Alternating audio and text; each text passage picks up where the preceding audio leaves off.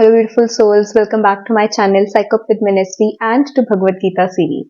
इस वीडियो में हम बात करेंगे चैप्टर 2 श्लोक 55 से 63 की, जिसमें हमें कृष्ण समझाएंगे कि इंद्रियों को कंट्रोल में करने से क्या क्या हो सकता है और अगर ये कंट्रोल में ना हो तो क्या हो सकता है, और सबसे इम्पोर्टेंटली ये भी बताएंगे कि हम इन सेंसेस को कंट्रोल में कर कैसे सकते हैं।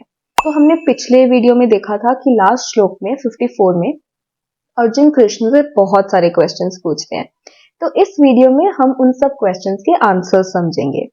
तो आंसर देने टाइम कृष्ण स्टार्ट करते हैं ये समझाने से कि अर्जुन, एक अनअवेयर माइंड वो होता है जो दुनिया में खुशियां ढूंढता है या दुख ढूंढता है, या यहाँ तक कि पीस भी वो दुनिया में, शांति वो भी वो दुनिया में ही ढूंढता है। जैसे मेरा, आपका, हम सब अनअवेयर सोल में हम कहते हैं ना कि यार ये एक चीज मिल जाए तो बस शांति मिल जाए हमें, या फिर यार ये वाली एक सक्सेस मिल जाए तो खुशी मिल जाए। लेकिन वो तो टेम्पररी होगी ना। Actual long term everlasting peace जो है वो हमें मेडिटेशन या पूजा करने से ही मिल सकता है।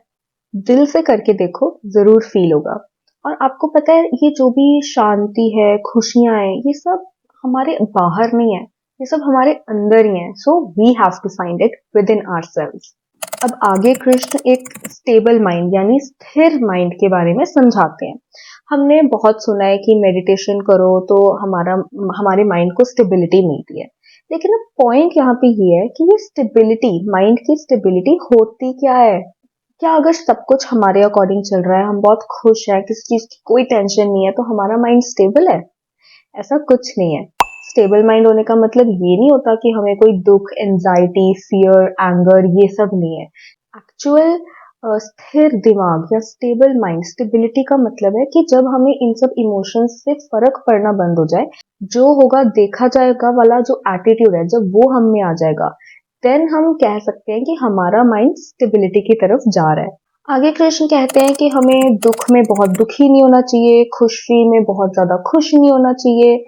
ओके, लेकिन आपको नहीं लगता कि ये बहुत ही ज्यादा बोरिंग लाइफ है? मतलब कितना ज्यादा बोरिंग साउंड कर रहा है।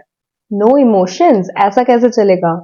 देखो, एक्चुअली में इसका क्या मतलब है ना कि सपने देखो, उन्हें पूरा भी करो, पूरी कोशिश करो उन्हें पूरा करने के लिए, लेकिन उन सपनों को खुद को कंट्रोल मत करने दो, उन सपनों को तुम कंट्रोल करो। सक्सेस हासिल करो, लेकिन उस सक्सेस में डूबना नहीं है। और अगर कोई बैड फेज चल रहा है तो उसे सॉल्व करने की कोशिश करो, ना कि डिप्रेशन में जाने की। अब इस सब को करना कैसे है? कृष्ण एक बहुत अच्छा एग्जाम्पल देते हैं। जैसे आप सबने कछुआ तो देखा ही होगा ना, टॉर्टोइस। तो आपने देखा है कैसे वो कोई भी डेंजरस सिचुएशन आती है तो वो अपने सारे हाथ पैर अपने शेल के अंदर घुसा लेता है और उसे दिन दुनिया से कोई फर्क नहीं पड़ता। He knows that now he is safe. तो वैसे ही जब हमारे सामने भी कोई ऐसी सिचुएशन आती है ना जिसमें हमें लगता है कि हमारे सेंसेस या हमारे इमोशंस आउट ऑफ कंट्रोल होने वाले हैं, तो हमें उसी वक्त अपने सारे सेंसेस को कंट्रोल में कर लेना चाहिए। मतलब बेसिकली उस सिचुएशन में उसी टाइम रिएक्ट नहीं करना चाहिए और खुद को कुछ भी रिएक्शन देने से कंट्रोल कर लो। बाद में उस सिचुएशन के बारे में सोचो, सही सॉल्यूशंस निकालने की कोशिश कर सकते हैं। लेकिन सोचो, अगर कोई भी डेंजर है और वो टॉर्टोइस उसी वक्त अपना लड़ने लग जाए तो उसके साथ कुछ भी हो सकता है, राइट? रादर देन दैट वो खुद को पहले समेटता है, फिर जब उसको लगता है कि सिचुएशन थोड़ी बेटर हो गई है तब वो धीरे धीरे बाहर निकलता है। तो हमें भी अपने इमोशंस के साथ ऐसे ही करना चाहिए। एकदम से किसी के ऊपर इमोशंस की बौछार करने की जगह हमें पहले थोड़ा समेटना चाहिए खुद को और फिर सोच समझ के धीरे धीरे एक्शन लेना चाहिए। अब पिछले श्लोक में ये तो समझ लिया कि सेंसेस को कंट्रोल करना चाहिए, लेकिन कैसे? देखो, अब ये कंट्रोल करना ऑब्वियसली पॉसिबल तो है, लेकिन जबरदस्ती नहीं। अगर आप फोर्सफुली कंट्रोल करने की कोशिश करोगे ना तो एक टाइम आएगा जब आप स्लिप होने लग जाओगे, जब आपसे नहीं हो पाएगा, और एंड मोस्ट इम्पोर्टेंटली आप थक जाओगे और हार मान लोगे। तो मैं आपको एग्जांपल देती हूँ। जैसे खारिश हो रही है तो जैसे इचिनेस फील होती है ना, तो अगर तो हम उसे इच कर लेंगे तो एक बार को तो हमें अच्छा फील होगा और इट विल फील लाइक हाँ अब ठीक है। लेकिन कुछ सेकंड्स के बाद वो इच दोबारा आने लग जाती है, आपने नोटिस किया होगा, राइट?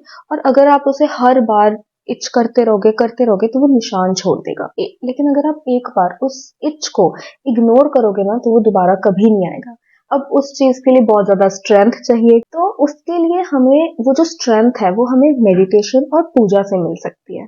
आपको पता है हमारी ये जो इंद्रियां यानी सेंसेस हैं ये बहुत ज्यादा डेंजरस और पावरफुल होती हैं।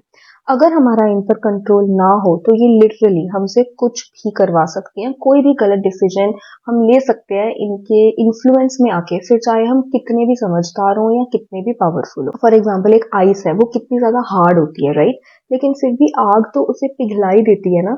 इसी तरह से एक ना एक टाइम जरूर आता है, चाहे हम जितने मर्जी स्ट्रांग हो या सेल्फ अवेयर हो, लेकिन फिर भी कभी ना कभी वो एक पॉइंट आता है जब हम हमारी सेंसेस हम पे कंट्रोल कर लेती है। लेकिन अगर हम बहुत ज्यादा सेल्फ अवेयर है, मेडिटेशन करते हैं, पूजा करते हैं, तो उससे क्या होता है कि हमें ना एटलीस्ट अवेयरनेस हो जाती है कि यार हमने स्लिप करा है, हमारी सेंसेस ने हमारे ऊपर कंट्रोल ले लिया, तो हम वापस उस कंट्रोल को पाने के लिए कोशिश करते हैं। और इसमें कृष्ण हमारी ये भी हेल्प करते हैं, वो हमें बताते हैं कि अगर तुम हमेशा मेरे बारे में सोचते रहोगे ना तो तुम्हारे लिए सेंसेस को कंट्रोल करना बहुत इजी हो जाएगा। लेकिन अब एक बात बताओ, कृष्ण और भगवत गीता तो हिंदू धर्म में ज्यादा माना जाता है, तो क्या इसका मतलब ये है कि ये सिर्फ हिंदूज कर सकते हैं?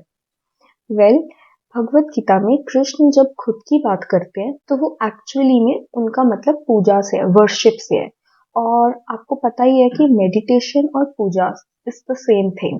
वर्शिपिंग ही मेडिटेशन है और मेडिटेशन ही वर्शिपिंग है। पॉइंट एक्चुअली शांति से बैठकर ध्यान लगाना, अपने बारे में सोचना, सेल्फ अवेयर होना और अपनी ब्रीदिंग पे कंसंट्रेट करने का है। पर्टिकुलरली कृष्ण के बारे में सोचना पॉइंट नहीं है, इसलिए इन सब चीजों को रिलीजियन या धर्म से थोड़ा सा ऊपर उठकर देखना चाहिए हमें। अब अगले श्लोक में कृष्ण हमें लाइफ के हर प्रॉब्लम का जो एक साइकिल है, एक जो रूट कॉज है, जड़ है, उसे लिटरली एक लाइन में एक्सप्लेन कर देते हैं। इनफैक्ट मैं तो लाइन भी नहीं बोलूंगी, 3 वर्ड्स हैं, ADA, which is attachment, desire, anger. इसे हम एक एग्जाम्पल के साथ समझते हैं। अब सपोज करो कि गर्लफ्रेंड बॉयफ्रेंड है, एक कपल है, वो रिलेशनशिप में जब आ रहा होता है तो कैसे स्टार्ट होता है, वो एक दूसरे को पसंद करना स्टार्ट करते हैं और फिर धीरे धीरे एक दूसरे के साथ अटैच हो जाते हैं। जब वो एक दूसरे के साथ अटैच होते हैं तो फिर टाइम के साथ वो एक दूसरे से एक्सपेक्ट भी करते हैं चीजें, जैसे ये मुझे कॉल करे, गिफ्ट्स दे, मेरे साथ रहे हमेशा, मेरे लिए स्टैंड ले, बहुत सारे तरह की डिजायर्स और एक्सपेक्टेशंस होती हैं राइट। अब ये जो सेकंड स्टेज है, जब ये पूरी नहीं होती, जब एक्सपेक्टेशंस दोनों में से, दोनों तरफ से या किसी एक भी तरफ से पूरी नहीं होती, तब आता है गुस्सा, एंगर। और ये गुस्सा क्या क्या कर सकता है ये आपको नेक्स्ट श्लोक बहुत अच्छे से बताने वाला है। आपने पक्का सुना होगा या कहा होगा कि तुम मेरे गुस्से को नहीं जानते, मेरा गुस्सा इतना खतरनाक है, कुछ भी कर बैठता हूँ मैं गुस्से में और मुझे खुद को पता नहीं लगता। लेकिन ऐसा होता क्यों है? एक्चुअली में जब हमें गुस्सा आता है तो हमारे दिमाग में क्या हो रहा होता है? एक्चुअली जब हम गुस्से के इमोशन फील करते हैं ना, तो हमारे माइंड के आसपास ना इमोशंस क्लाउड्स यानी बादल छा जाते हैं। तो हम कुछ भी क्लियरली सोच नहीं पाते, देख नहीं पाते और हमारा पूरा ध्यान लग जाता है कि बस अगले पे अपना गुस्सा निकाल दें सही।